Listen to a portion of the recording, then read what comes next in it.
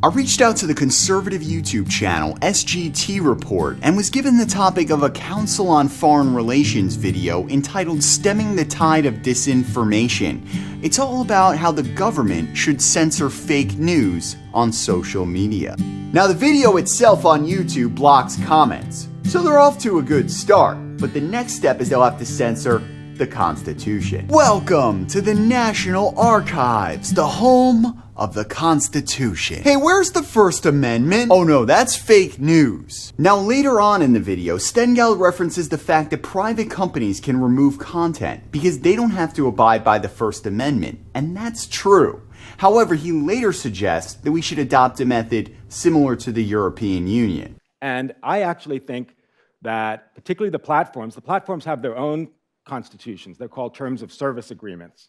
They don't have to abide by the First Amendment as private companies. Those need to be much stricter about content closer to what the EU regards as hate speech and other countries do. There's a phrase called dangerous speech, which is speech that indirectly leads to violence. I think we have to be stricter about that, and the platforms can do that because they are private entities. But under the EU's methods, it's the government that gets to decide what defines hate speech, since private companies can't opt out and they're fined if they don't comply with the law. What about changing the law? Should we make the social media companies liable if there's an excessive amount of disinformation on their platforms? I think so. So what you're suggesting is unconstitutional, as you're making false and exaggerated claims about the authority and power of the US government. So it's a good thing that the YouTube and Facebook algorithms don't work the way that you want them to, or ironically, your own videos would get you banned for fake news. Promotion of violence, you're out.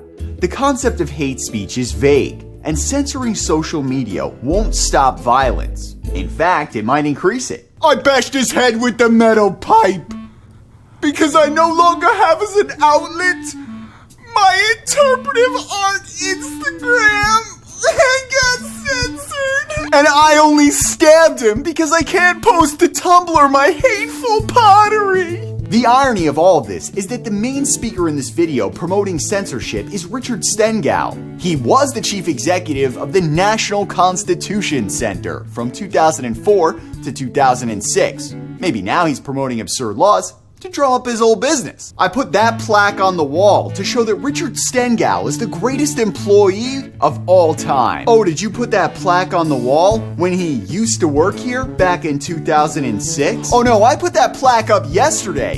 His recent speech was so unconstitutional that Republican donations have just been pouring in. Richard Stengel worked in Obama's administration as the Undersecretary of State for Public Diplomacy and Affairs, which is among the most powerful government roles because nobody knows exactly what it is. I mean, he could do anything, and if you question it, you'd go, oh, well, I don't want to be spreading disinformation. Hey you, bend over. I didn't know this was in the Constitution. Now, the focus of his role was to stop the spread of disinformation from ISIS and Russia. So, I write about both trying to counter ISIS messaging and Russian disinformation. If the Obama administration really wanted to stop ISIS, then why did they arm them? I mean, come on. ISIS and Russia, they're enemies. If you hate them both, just let them duke it out. Now, I know what you're thinking. The Obama administration didn't arm ISIS, they armed moderates, and somehow the weapons and supplies just fell in the hands of ISIS, like this full fleet of Toyotas that this photo from US Today shows. How did ISIS get this full fleet of undamaged Toyotas? If it wasn't Obama, maybe the car dealerships are doing product placement. I used to be a suicide jihadist, but the safety ratings on Toyotas are unparalleled, and that allowed me to live on. Get the all-new four-wheel drive Land Cruiser with soft airbags and child-proof locks. Toyota, take the afterlife in this life.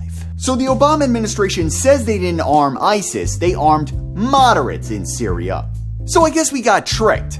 Who's in charge of ISIS disinformation? Richard Stengel, you are the all-wise guru of false information on the internet. So how did we get tricked into arming ISIS? I got catfished. His online dating profile said he was a moderate. Well, is everything they said disinformation? Well, he had a moderate case of her.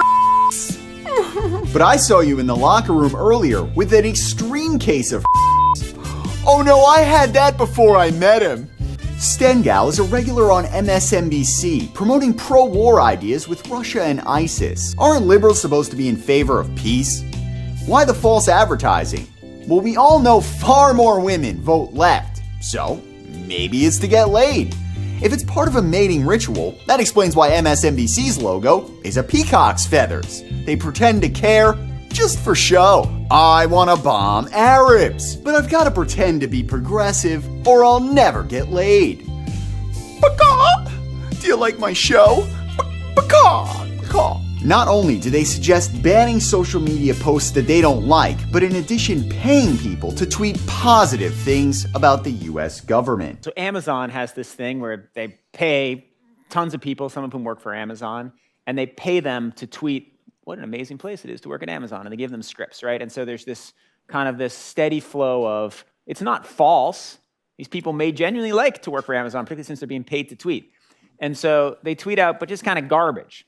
Should the US pay people to tweet out positive things about US image and tweet the Star Spangled Banner in Russia? If you use that strategy, their tweets will come across like, Here's the wild part. Stengel literally wrote a book on the Constitution. I'll link it in Amazon, entitled The Constitution, The Essential User's Guide. He really wants to spread literacy. As his website and Wikipedia say, he also helped create a joint effort between the Peace Corps and the State Department called English for All, a whole-of-government effort to teach English around the world. So he wants to teach the whole world English, but he sure doesn't like what they have to say. Oh no, you taught ISIS in Russia how to speak English. They're posting on Twitter. Oh no, what are they writing? ISIS posted a video. We learned English 5 minutes ago, but even with my primitive knowledge, I can understand that Richard Stengel is misinterpreting the American Constitution. I am from Mother Russia and you taught me English. But you wrote a book on the American Constitution and you do not understand even the First Amendment. Me and the Russian agree that Richard Stengel is literally the most idiotic disinformation on earth. But my final words are, thanks for the Toyota, you dumb bitch.